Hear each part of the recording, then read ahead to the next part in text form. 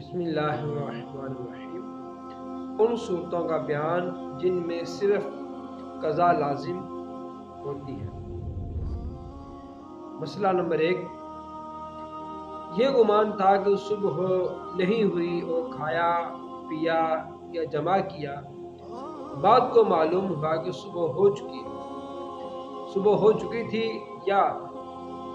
تو بعد کو معلوم ہوا کہ صبح ہو چکی تھی، کہ اس صورت میں پھر اس بندے پر قضا لازم ہے۔ یا آگے فرماتے ہیں یا کھانے پینے پر مجبور کیا گیا، یعنی اکراہ شرعی۔ اکراہ شرعی سے کیا مراد؟ اکراہ شرعی یہ کوئی شخص کسی کو صحیح دھمکی دے کہ اگر تو روزہ نہ توڑے گا تو میں تجھے جان سے مار ڈالوں گا یا تمہارے جسم کا کوئی عضو کاٹ ڈالوں گا۔ تو جس بندے کو یہ دھمکی دی گئی، اسے یہ 100% یہ یقین ہے، یہ شور ہے کہ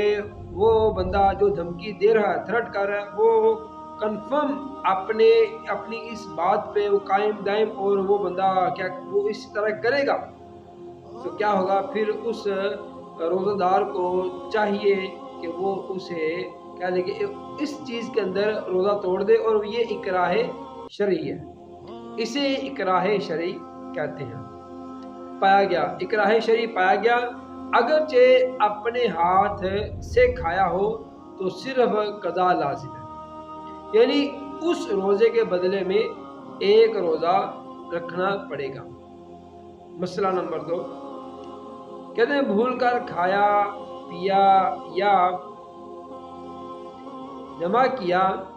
تھا، یا نظر کرنے سے انزال ہوا تھا، یا احتلام ہوا، یا یعنی